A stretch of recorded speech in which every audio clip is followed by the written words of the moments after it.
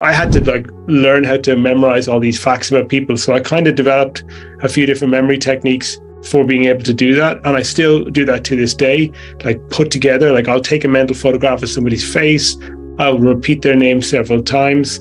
I will notice specific things about them. Like, you know, Rob has those mutton chops, for example, and he's a bit of a fan of tie-dye.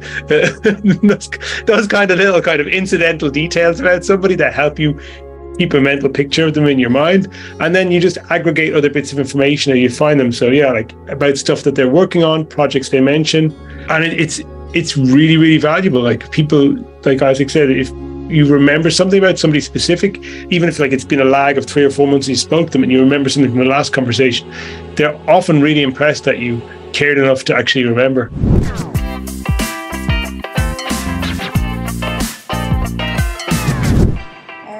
Hi, everybody. Thank you so much for joining us today in Streamline to Scale. We've got the incredible John Caprani here. He's going to tell us all about marketing and networking secrets. He's a direct response and marketing consultant, helping people create offers, writing content or writing copy, and just really killing it in the space. And he's also just been an expert networker and, you know, being able to connect people and really just communicate in this digital era that I don't know about you, but I have a very hard time with. So I am excited to hear more from John about his networking secrets. Thank you for joining us today.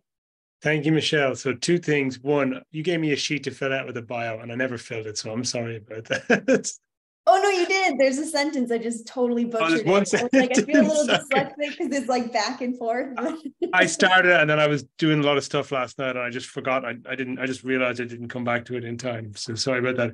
And the second thing is I haven't prepared a damn thing. I would have prepared slides if you told me to prepare slides, but I'm basically just going to roll with whatever you throw at me today. Yep. I think that's exactly what we want. I mean, I'm here. I have some questions I want to ask, and we've got some awesome guests here. So I'm sure y'all have some good questions for us too. And we're just going to have a great conversation. Send all this through. So, okay. Yeah.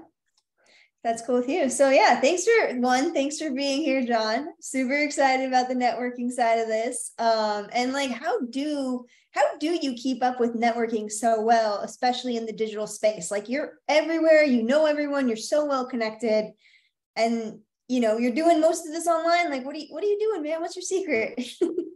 I think the secret is doing a lot of work at the beginning, like making a lot of effort at the beginning, because it doesn't take much to keep in touch with people. You know, and people tend to keep in touch with me as well. I'm not actually that great at keeping in touch is another thing.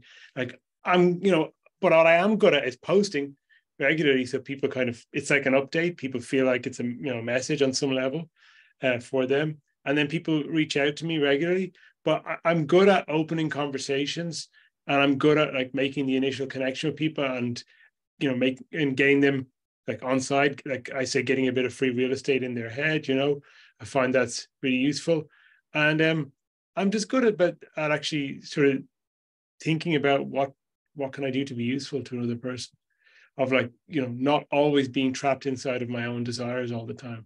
And just sort of taking a deep breath, taking a step back from what I want and figuring out, you know, what does this other person want? How can I be useful to them?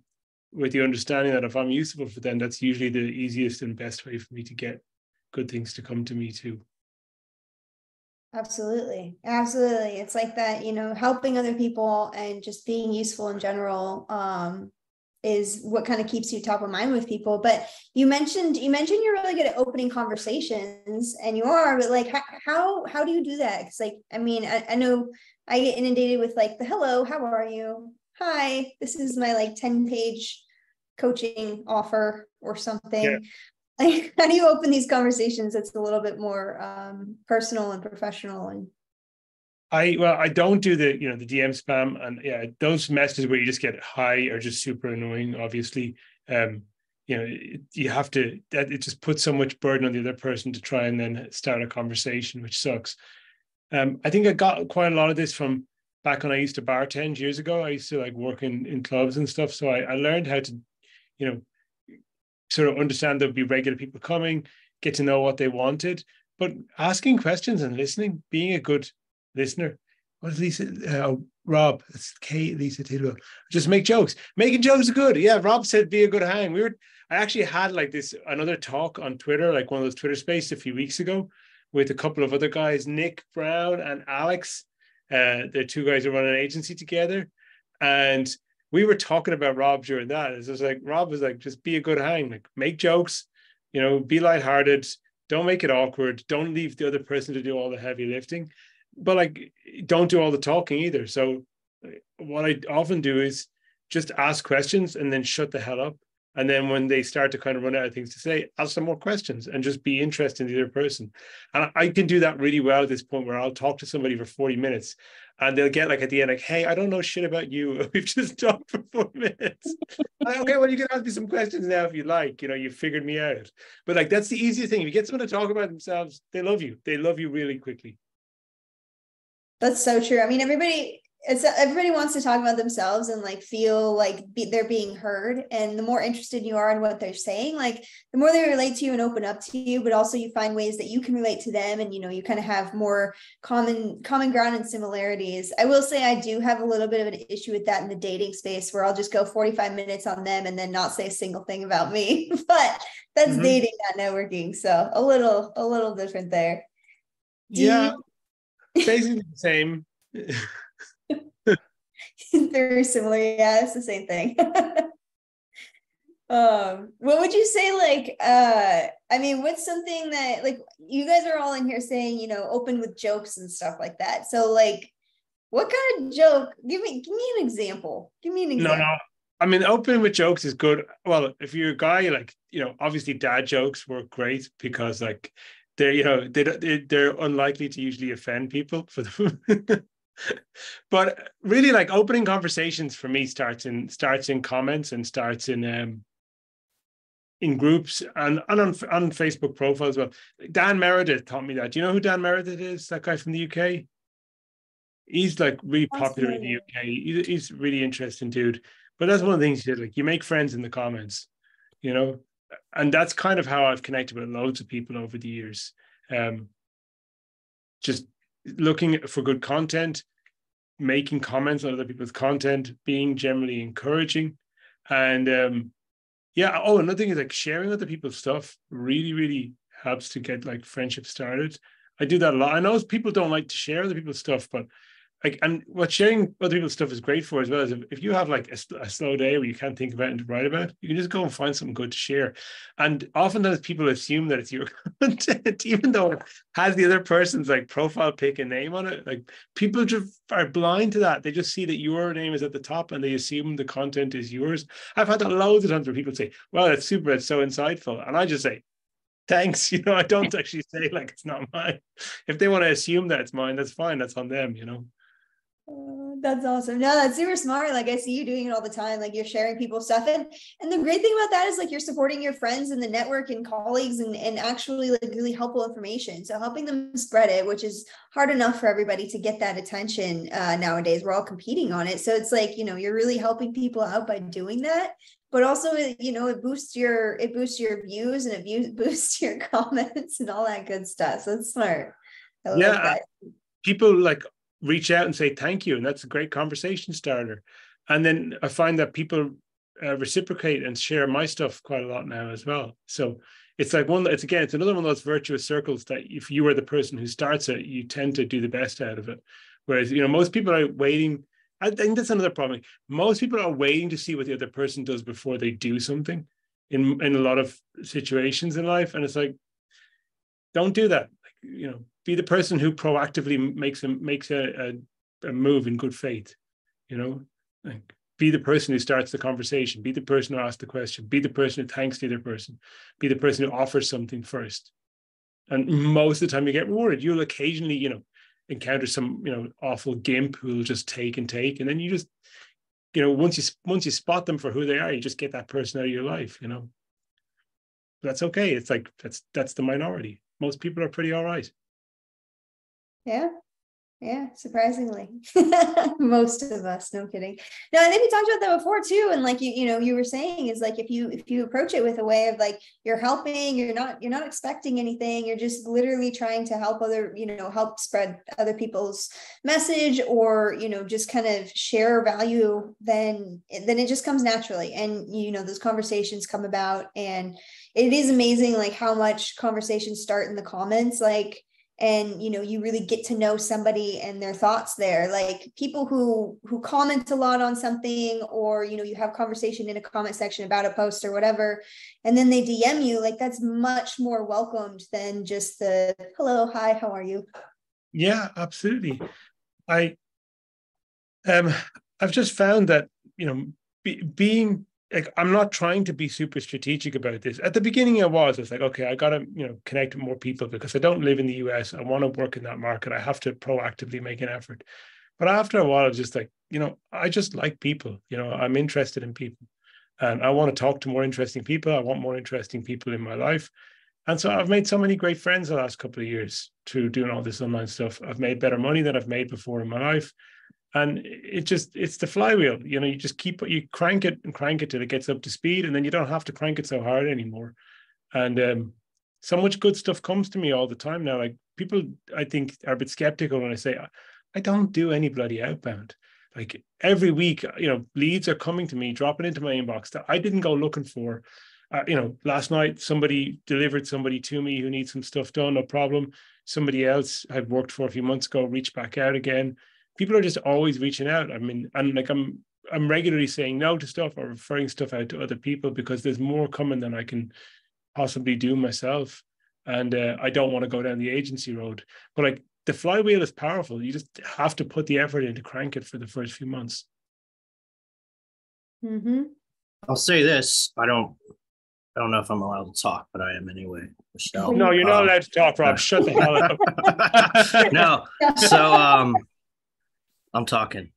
So I don't post on social media hardly ever. But I'll tell you what I was doing, and it was just, first of all, I agree with John. Like, if it's transactional, people can smell that shit.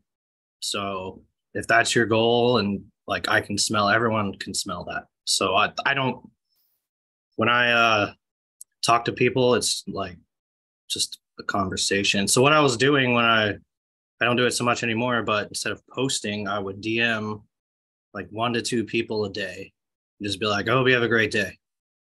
And they're just like, what the fuck? Thanks.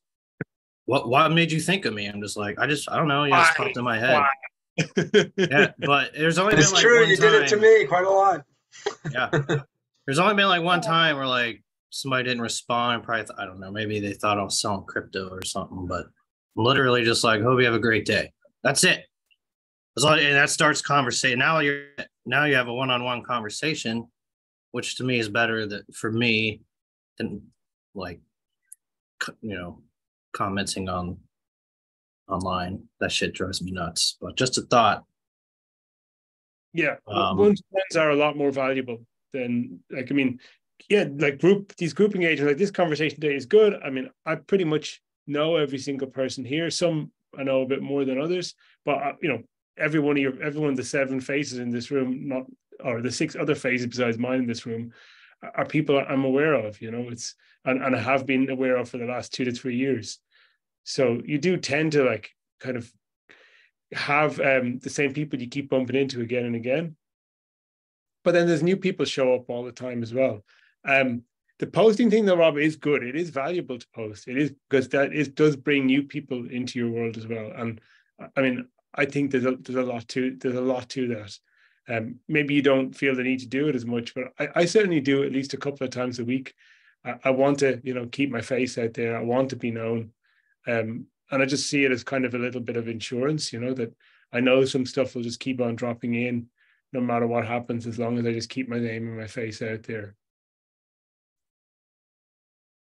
Yeah, I will drop a joke every now and then on someone else's thing just to keep it light. So, but I'm just to comment on what you're saying. Like, I don't have to do outbound anymore, and I'm shocked at the people that send work my way, like people I haven't talked to in years. I'm just like, holy fuck. And I'm like, this is exactly where I've been working towards this thing where I'm not fighting for gigs anymore. And it feels really good. It is that flywheel. You got to keep it going. But I tell everyone, I mean, obviously you need to have a skill set, but other than that, you need to have relationships in the whatever industry you're in. For me, direct response, it's fucking paid off. So it's a great feeling, right? I'll tell you the reason why posting regularly is so valuable. And because this happens to me regularly, where somebody will reach out and say, hey, I want to do some work together with you. And okay, great. And in that conversation, it will come up, I've been reading your stuff for the past couple of years, and I've wanted to work with you for ages. The right opportunity just didn't come up yet. So for me, it's just like priming the pump, because I know there's people out there who do want to work with me, but the timing's just not right. And I can't lay out hooks and lines for every single one of them. But when the time's right, they're just going to come jump in the net. Yeah, I mean, I've been experiencing that a lot too. Is that like, just posting it out there. A lot of people come, and sometimes it takes 6 months or more of them following your stuff, but then they come around, or other people start referring because they're seeing like, oh, you do this, oh, this person needs it. So I don't know. I guess it's helping me in a way too, of just trying to put some stuff out there, add a little value, and share what I do. I mean, I know Rob's very well known already, especially with all the ClickBank numbers and all the stuff you've got, like, but it's just it just helps it helps me at least, so, and all the networking and all that good stuff. It's not an original thought, and lots of people have said this, but have you noticed it, Michele, that those people who reach out are never the people who typically engage with your posts or comment or like your stuff? They're people who are just lurkers. Like, there's people who reach out and like, I had no idea they've been reading my stuff because they've never replied to an email. I've never noticed them commenting or liking a post, but they're there. Yeah. Oh yeah, absolutely. Like somebody I was really shocked to land a project with them, like really, really excited and surprised. And they've never liked or commented on anything that I've done. It just came out of nowhere. They're like, hey, I saw you doing this. Really would love to work with you. It's like, okay, awesome. And I think just made a comment there about asking how something specific that they're working on is going. They appreciate that you paid enough attention to remember. And that I've found that as well. I think it's 100% right. Like I'm always filing away facts. And this is from my bartending days, because I used to, like the club I used to work in was this really snooty upmarket club where there was a few hundred, maybe 200 to 300 regular members who would come in during the week. And I would have to know their names. I would kind of have to know their spouse's name. I would need to know their favorite drink. I would kind of need to know a little bit about them and who they were. That was part of the job description. And so I had to learn how to memorize all these facts about people. So I kind of developed a few different memory techniques for being able to do that. And I still do that to this day, put together, I'll take a mental photograph of somebody's face. I will repeat their name several times.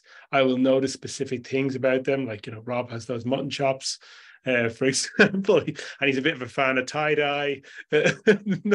those kind of little incidental details about somebody that help you keep a mental picture of them in your mind.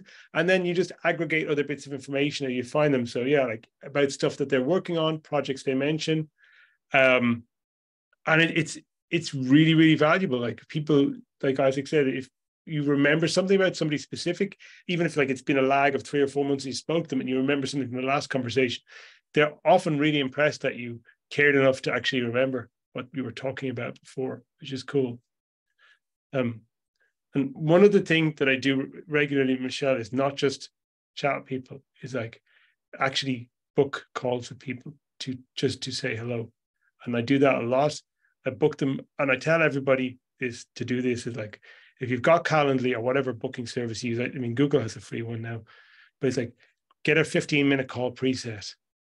The value of that 15-minute call is you can use it for an intro and it's not intimidating to people. Even a 20 or 5-minute call, people are kind of a little intimidated by that as an intro call. They're like, oh, what can I do? What can I say? Almost everyone will say yes to a 15 or even a 10-minute call if you wanted to.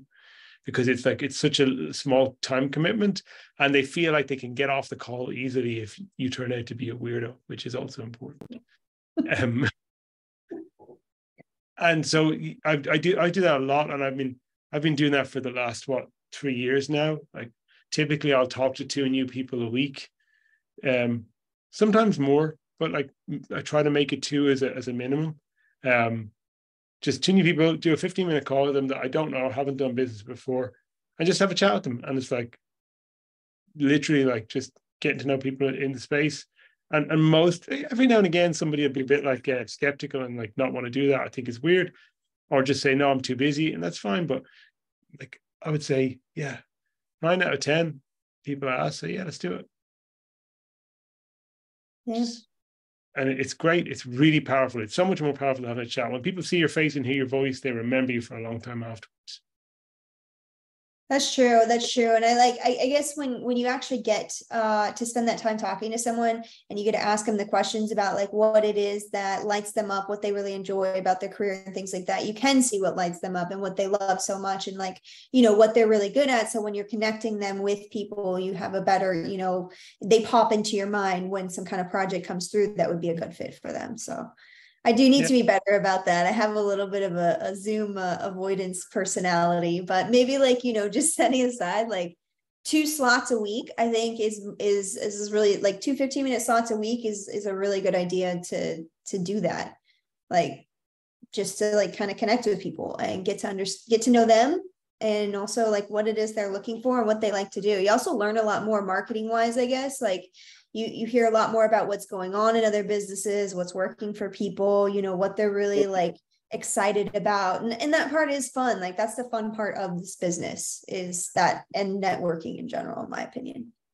Yeah, I've tried to do like the phone call only, but it's just, and look, really great salespeople and closers I know can do a lot just from tonality on the phone. But I've just found that you get so many more contextual clues from having video there, and it makes it that little bit easier to keep the conversation going. Whereas a lull on a just audio call can be really like intimidating, and, you know, make people like rush for the exit, which, you know, obviously is no good. And what Robin just said there about 2 a week, it's like going fishing every week. You never know what you're going to catch. That's kind of it. It's like 2 a week is just a nice, achievable number. Like it's easy to do that. You know, it doesn't take much effort. And I just find as well, like stuff that doesn't take a lot of effort is easier to do consistently. Whereas if you're trying to like, you know, crank out a load of like networking calls all in 1 month, it's going to be a horrible experience. You're going to be so jaded by the end of it. But just like 2 15-minute chats a week, no problem. That's relatively low effort, not draining, and it compounds a hell of a lot over time. I mean, for me, it's like like I need human interaction. I enjoy my alone time writing until I don't, and then I just want to fucking talk to a human. Like, yeah, I don't need anything from you. I just need some. Can we just talk about? And I'm more likely to talk about snowboarding or mountain biking than I am to talk about a project. That's just how I've been working on copy all day. I don't want to talk about copy. You're gonna come mountain biking with me, and that's like, I just need human interaction. I'd like to go mountain biking. Maybe I'm weird. No, well, fucking let's go, bro. See? I gotta get over there. I gotta get to the US again. It's been too long since I've been over. I think we need a networking mountain biking event in Salt Lake with Rob. You can lead us all off the cliff to our death. No, I'm kidding. Sorry. Are you in SFC, Rob? It's a long story. I'm in Philadelphia right now. Okay. I'm in the process of moving out here with my in-laws to help them out. So I got to go back to Utah in a couple of weeks because I have to get my house ready. So, but yeah, that's where we'd mountain bike either way, whether my house is there or not. But yeah, it's a good place. And like my house in Utah is 15 minutes from where Mike Geary lives. So I'm going up mountain biking and skiing with all his mastermind folks. Like one time I closed a deal on the ski lift, and I'm like, this is a good life. Yeah. Well, and I never once talk about work with these guys. I just want to point out again, like when I go, so I'm not like, what project there? No one's fucking talking about that. At least not for a long time. And then they're just like, oh yeah, let's talk later about copy. I'm like, cool. It's just, that's just me, because I get tired of talking about work all the time. No, that's absolutely the best possible thing you could do, man. It's like perfect. It's networking, connecting, and is just connecting with people. It's not connecting specifically for a outcome that, or does, you know, you're connecting as a friend, and that when you approach it like that, you get a lot more positive feedback, right? I mean, what would you say, John? Yeah, just getting in the room with people like that. I mean, you don't need to ask for anything. Once you're in the room and they think you're a good person, good shit's going to come to you. You don't have to do anything except just not be an asshole. That's it. Well, be good, yeah, right, Rob? Got to be careful about. Yeah, sometimes I'm an asshole. I mean, these days, much less. But like, I'm trying to figure out how. So I don't know if you guys know. I know not everybody messes with ClickBank, but Kirsten, her sync is a rep for some platinum and diamond members. She's sending me like, they were down in Mexico, that retreat, and they're talking about me, sending me work referrals from like the people at ClickBank are now sending me work. And I'm like, Jesus Christ, they're just handing me gigs. Like she's sending me like a lot of good gigs. And I'm like, how did this happen? It's just like starting up. I went to an event, met this person. Next thing you know, Kirsten's my rep. Now she's sending me like huge gigs out of the blue. And I'm just, it kind of like, to be honest, it kind of blows my mind that like I'm in this position. But it's just from fucking off. So if you want to be like me, folks, just fuck off all the time. This is a key, really important point, Michele, what Rob's just expressed there, which is like there's a massive, like the Pareto distribution, like, you know, there's 80-20 and then there's 96-6 and then there's 99-1. It's like, that is totally true. There's be that. I mean, I've had hundreds and hundreds of these calls in the last couple of years and thousands of DM conversations with people. And like, I can trace pretty much half of all the money I've made in the last 2 years to pretty much one conversation with one person, who then sent me on to another person, who then sent me on to a bunch more people. Like, all goes back to one person. And so it's like, and the whole point of having all those conversations is like, not that you're looking for that one person, but it's like, you get out there and you talk to lots of people. Every now and again, you will meet up with somebody who just decides they're going to be cool and throw some great opportunities your way just because they're a good human being. And if you stayed in your room, like staring at the walls and not talking to anyone, you'd never have had that conversation. So just got to stick yourself out there more. There was somebody made a post about that in Alan Sultanic's group yesterday about, you know, talking about I'm an introvert, blah, blah, blah. And I just, for me, that's, I think, absolute horseshit. The whole idea of being an introvert, it's like, it's fucking psychobabble. Like, you know, was there such a thing as introverts like hundreds of thousands of years ago when people were living in the trees? You know, were there troglodyte introverts when we lived in caves? I don't fucking think so. So, like, yes, there are introverted behavior patterns. There are maybe a more introverted temperament, or, you know, your basic, some people like to be alone more than others. But like pretty much anybody who decides to make an effort to put themselves out there, and they don't have to all become raving extroverts who stand up on stage and dance and sing. But pretty much anybody can work on their social skills and just decide that I'm going to force myself to talk to some people because it'll be good for me. And, you know, I used to be more that way, a bit of a wallflower. And I decided I'm just going to force myself out there because, you know, nothing good's going to happen for me just sitting alone in my room and not talking to people. I got to actually make the effort to put myself out there.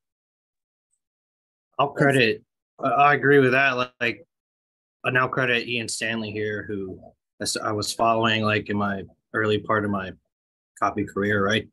Mm-hmm. And I'll give him credit because he kind of put it in a way, and I followed his advice. He called it creating chaos. Like, when you're starting out, you should be throwing hail at like anything. So like, part of Ian's thing is like, you have to give away $20. So I took that and I'm like, I mailed $20 to Mike Geary before I even met the man. And he responded. And Ian's like, that's how you do it. And I'm like, I have nothing to lose. Like I have no like I just started copywriting. So I'll just be ballsy as fuck. I'm gonna mail Mike Geary $20. Fuck it. You know, he still remembers that shit too.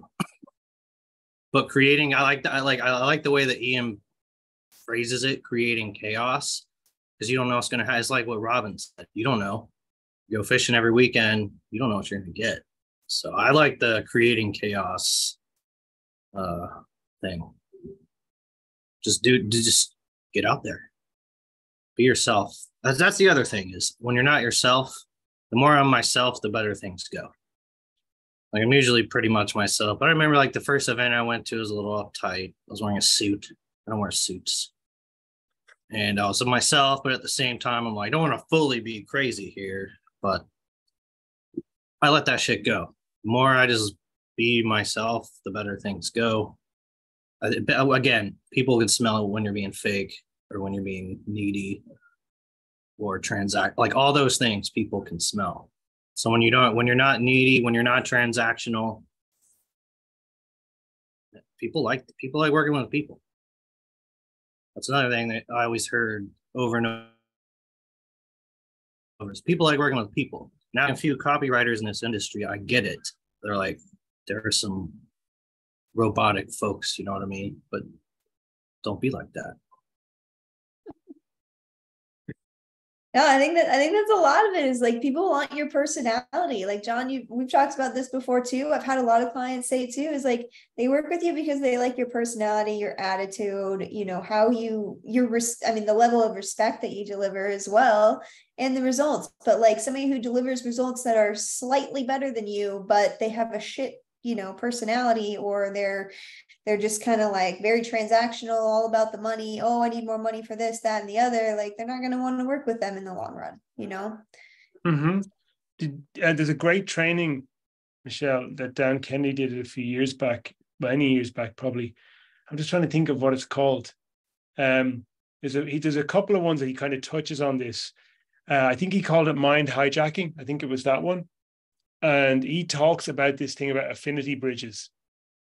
And basically what it boils down to is shared values. Like he talked about like negative and positive parts of that. He talked about stuff like, you know, faith-based affinity scams where people get scammed by people from their own church because they assume that the good faith of the other person because of their connection to a religious organization. But then also on the positive side, like, how do people connect? Like what type of clients do you have? You will typically have clients who have similar values and maybe not too dissimilar life experiences to you because they recognize, you know, we're always projecting, we're always mirroring, we're always looking for reflections of ourselves. That's just what we are.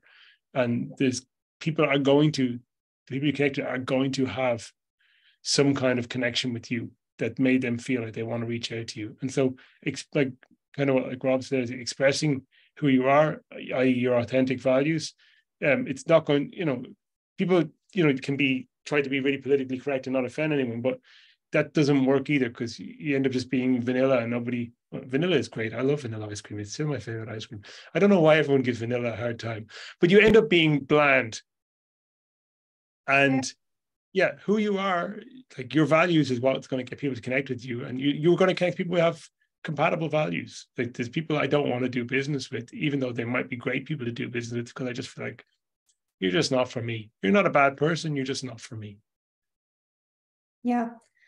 I can think of somebody very specifically in that situation, that it's just, you know, sometimes it's like, you know, if you can't relate to them on certain levels, or, you know, they're still good people and they still maybe have a good product and everything else. And, you know, maybe it would be a good position for you, but if you're just not aligned, like on a lot of values, you know, whether, especially like with companies and their culture, or, you know, how they treat their team, how they work, how they expect you to work, the kind of micromanaging or the kind of just always being on top of you stuff. Like there's a lot of little things like that. So people who, when you're, you know, like your laid back personalities, I wouldn't expect any of you to just be like, where's this, blah, blah, blah, you know? And so like, you know, you're the kind of people that I would want to work with and others would want to work with. So I think that's another thing to, you know, think about. But yeah, kind of digressing a little bit here. So no, it's all on topic. It is. Yeah. Yeah. I mean, what do you guys, how do you, I know personally, like I've had a lot of struggles with networking in person. I used to feel a lot of social anxiety, and I used to have a very difficult time talking to people, especially in group settings. Like it scared the bejesus out of me. Like I would not go to a mall. Like you could not catch me in a mall. You could not catch me in any sort of crowd, no big environments, like very much like, nope. Unless I was under some kind of influence, like drinking in a club or something like that. Like I always had to have something like that or like, a anxiety med or something like that, until I went to Copy Accelerator, and I kind of just decided, you know what? I don't know a single person here. I'm just going to give it a go. I'm going to try to be myself and see what happens. And man, that first day, I was so freaking terrified. I was shaking in my boots. I was like running off into the corner and taking deep breaths and like, but coming back and just trying to meet people and relate to them in ways that outside of the work side. So just having conversations about what are your interests. And like what helped me was like I wrote a list of like questions that would help, that if I needed to, or I got stuck, like I could ask people a question that might be interesting or something that, might spike a fun conversation. So it's like to your point about the introverts, like I think it's something that, a lot of us feel like we have this social anxiety, or we're scared, or we're introverted, and we want to be behind the scenes and all this stuff. But at the same time, like, I think that it's definitely something that you can change and you can work through. Like now I don't love group settings, but I can handle them well, and I can network in person, and I can do all these things without having to rely on, substances or something to calm my nerves, because, it's just getting comfortable with who you are and being able to network and be yourself, I guess. It's also positive reinforcement, Michele. You went to that thing, you felt like horrible, but you went and talked to people, and you turned out that people were nice and you enjoyed yourself. And then it turned out that afterwards that some business and you made some money because of the people you connected with. That I was like, oh, all this good stuff happens when I put myself out there. Maybe I'll do that again. Like, positive and like feedback loops. That's for behavior. Like people respond to incentives. So that's why I think this idea of like labeling yourself as an introvert is pretty unhelpful. I mean, maybe people feel like that's who they are, but yeah.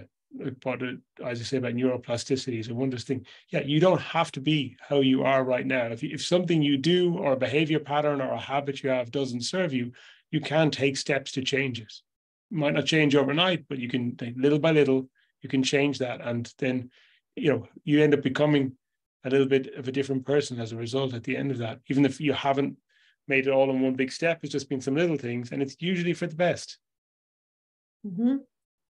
Absolutely. I think that's interesting. Sorry. Because I would much rather have one conversation with one person that's a real conversation for half an hour than to have 8 2-minute I hate small talk. I don't know what to say. I don't enjoy it. It gets me how's it going? What are you working on? Nope. I would. So like when you say the group settings, I feel that, because I'm just like, I don't want to talk to 8 different people for 2 minutes. I'd rather just sit down and have one fucking call. So as normally what I do, I'll just find somebody and then run my mouth. And I don't know if that's, I don't know. It's just a bunch of small talk, and there's just so many people. I have my hearing, if there's background noise, because when I was in the military, is fucked. So I can't hear good when there's background noise. And that's another thing. So it's like, can we just fucking go? I'd rather just sit down and talk about something of substance versus the usual chit chat, blah, blah, blah, blah. So I when you said that, I feel that pretty good. Maybe that's something I should work on. Well, no, I think that's something a lot of us feel, especially like in this space, is like we want, and I think just people in general, like we want substance. We don't want these surface level conversations and relationships and things like that. Like we want somebody, or we want to be able to actually connect with people. Like that's the whole point of human interaction, is connection. And that's, part of us being social beings is wanting and needing to connect with others. And I don't know, for me, it's always been a hard time in a social setting. A lot of times I just won't talk. until like it becomes like a private one-on-one thing. Like it's just that, and that's not the best way to be, but you know, I'm also learning to find ways to start small conversations and small talk that are more interesting for everyone, you know, new questions or something. The small talk thing, like I used to get kind of irritated by it with people, but then I realized like they're making an effort. You got to give them some credit. Like they are making an effort. They just maybe don't know, or just haven't got the practice about, you know, being an interesting conversationalist. But what I do with small talk is I don't engage with it if I don't like it. So if somebody, you know, starts to talk about the weather, I will change the subject or I'll just ignore their comment. And I say, if someone asks, how are you? I'm great. And I change the subject instantly. I never ask them, how are you back? I make a point of not asking them. And yeah, my dad gets pissed off at me about that. Like, you never ask how I am. I was like, yeah, I don't want to know, because I know if something's wrong, you're going to call me. So I'm just going to assume everything's great until you tell me otherwise. But I just don't engage with the small talk that I don't like. And I change the subject. And that really works. But like to what you said, Michele, I used to have the same issue where I'd get into a group setting and I'd be like, oh, everyone's talking. I don't know what to say. I feel super awkward. This fucking sucks. What am I going to talk about? How do I get involved in this conversation? And I'd be like, ugh. But I just realized at some point, like, you don't have to say anything if you've got nothing to say.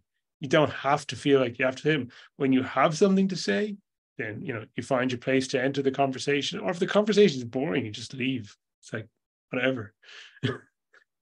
I think a lot of the social niceties are just stuff that's there. And once you start to interrogate it, you're just like, I don't need to engage with this shit unless I want to. Absolutely. Absolutely. I learned to, you know, in those kind of situations in a conversation, especially in a group setting, it's not so fun. I just like look away like, oh yeah. Like, you know, like pretend like there's someone out there and just kind of meander off, or the bathroom's always a good excuse, I guess. Yes. Or just leave. The Irish goodbye. I mean, it's called the Irish goodbye for a reason. Like, you just fucking walk. Don't say nothing to nobody. I'm pretty bad at that, especially in parties and stuff. It's like, hey, Sharon says, I think that when you help to talk with others, it makes them feel more welcome if it's hard for them to talk to others.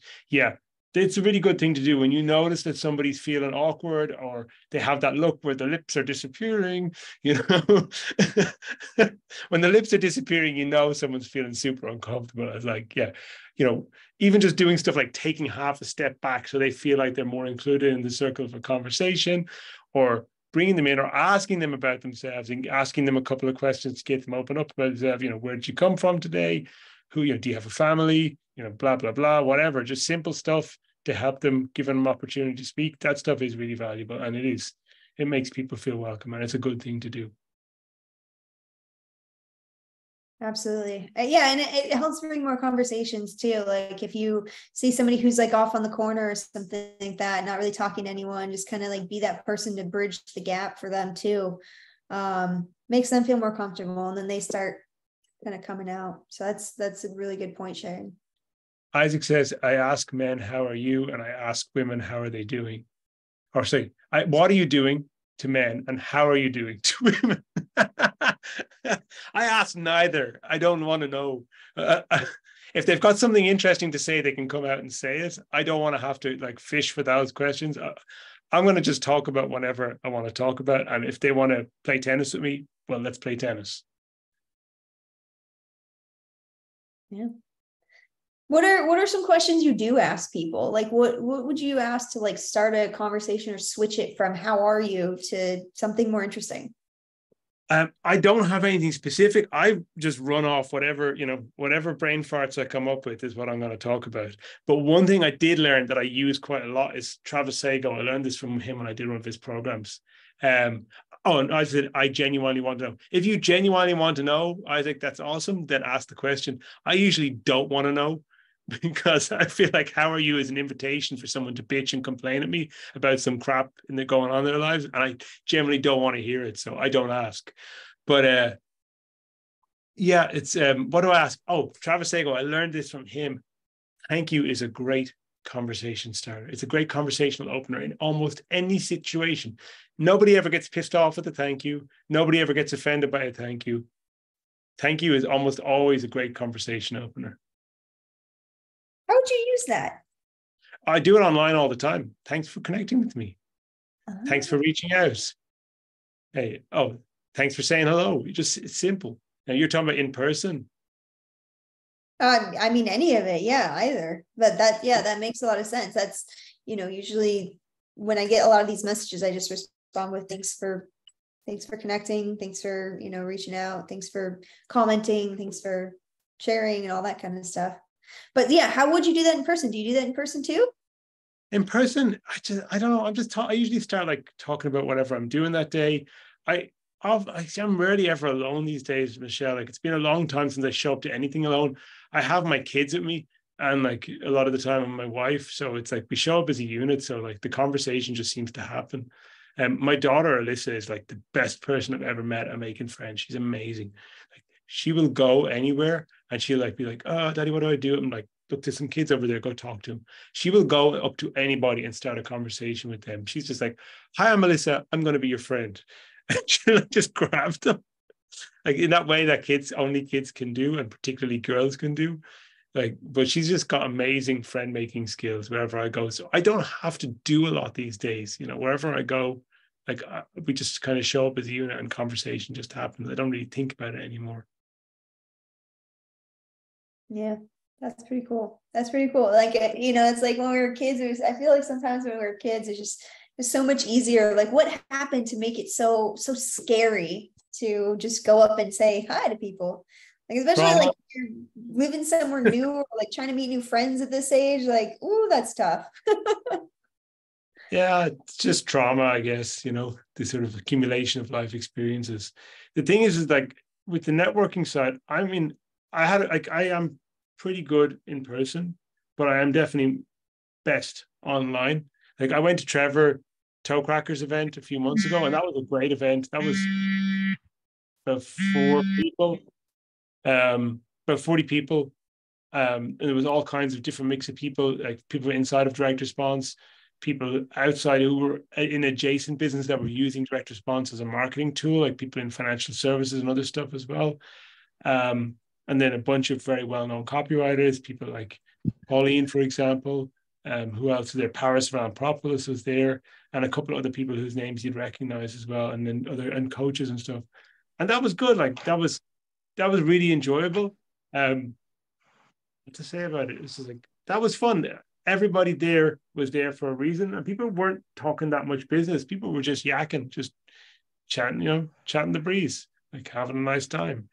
But I definitely find that for me, like what's made the difference for me is online, because the fact that I knew when I got in this business that the money was better if I worked with businesses and clients in the US, because they tend to be bigger businesses.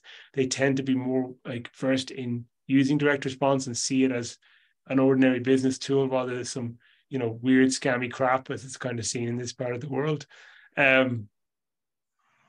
And yeah, so the money was there, the clients were there. It's like, okay, I got to make the effort to get known. Well, I can't travel there all the time, so I've got to have to use social media as a vehicle for this. And that's kind of what I focused on the past couple of years.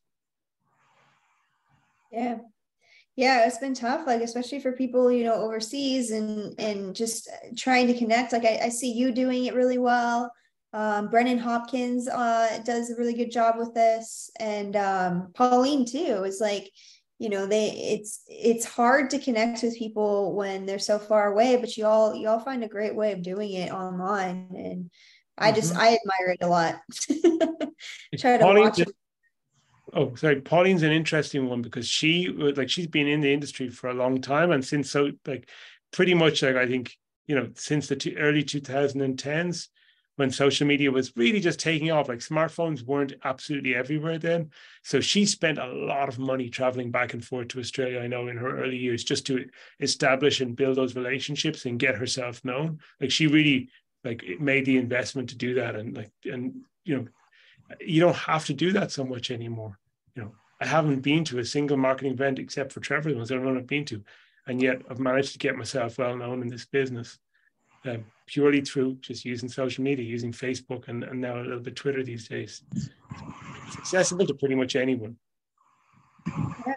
You can connect with so many more people and so many different backgrounds and everything like that. So I guess, is there a way that I've been thinking about this too, is like, is there a place that there can be just kind of a regular ongoing networking meeting?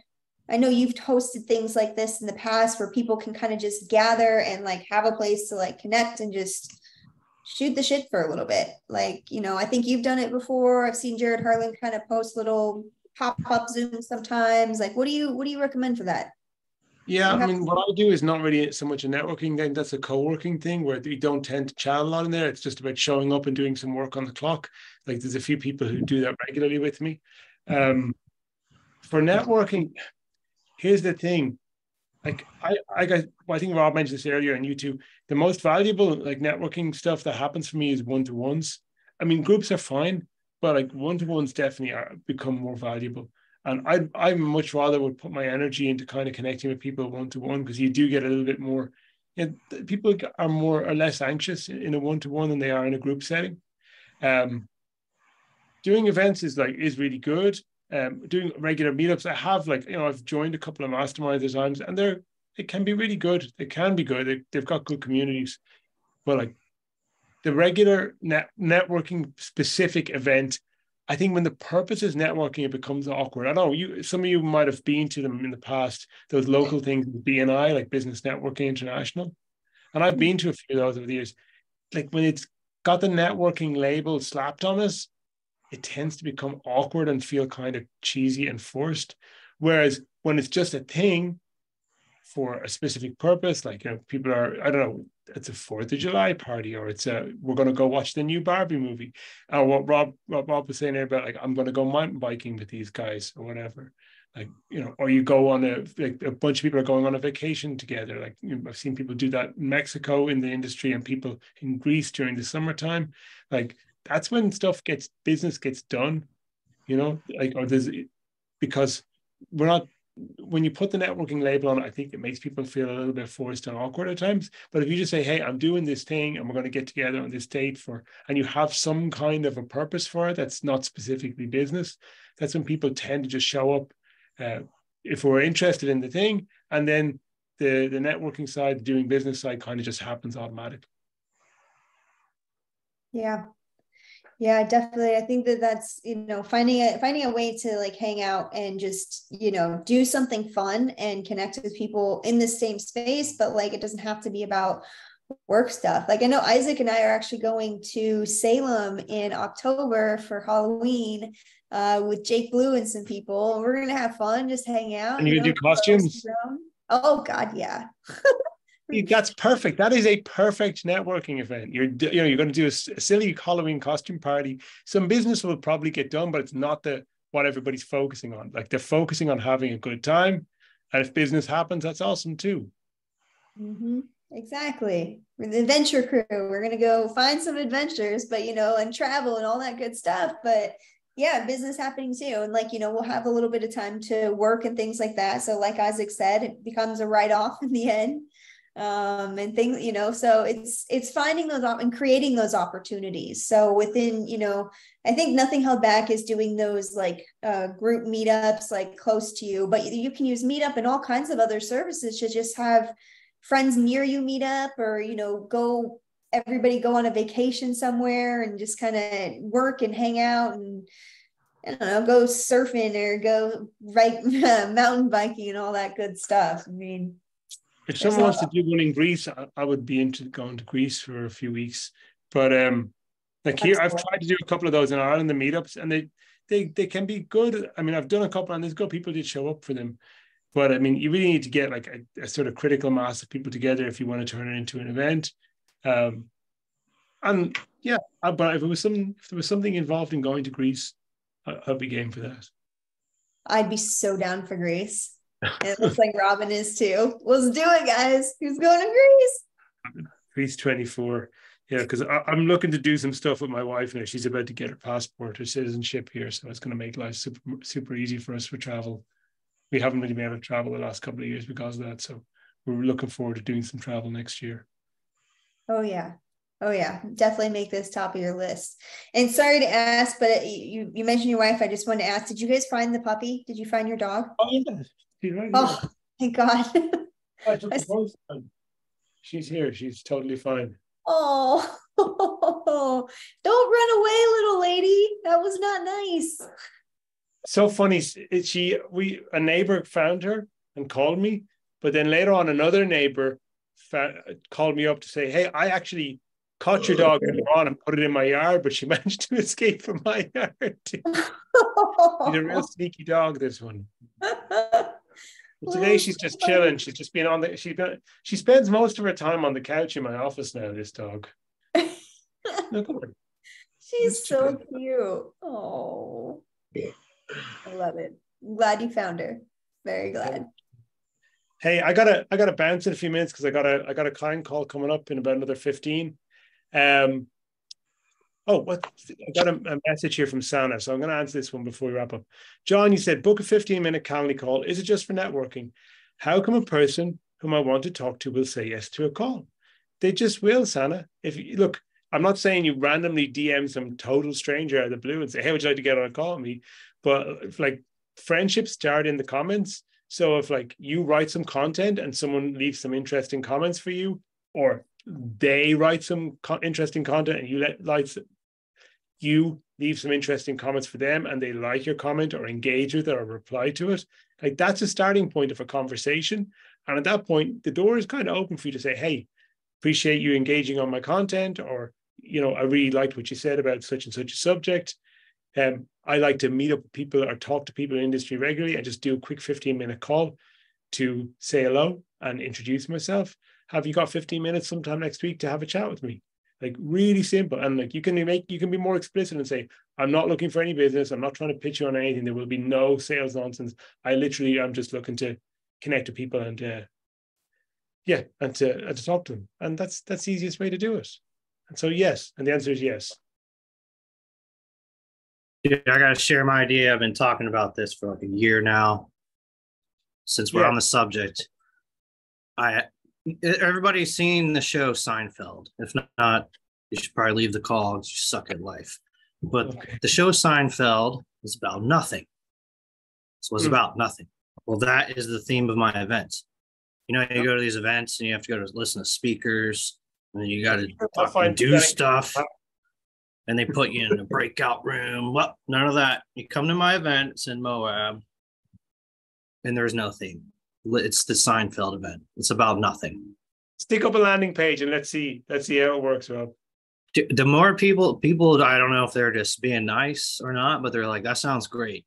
That sounds do a Seinfeld themed event. I think people would show for that. Yeah. All right, this is coming together, folks. What do you guys think about it? I mean, it's basically I would show what you were saying is more or less a vacation. Hey, but I've got to bounce. I'm sorry, people, because I got a client call coming up in a few minutes' time, and I need to, do a few things before that happens. So it's been great being here. Thank you for inviting me, Michelle. Thank you so much, everyone, for coming. And we can do this again sometime soon if you want to just, tee it up again in a few weeks' time, Michelle. I'm game to do it again.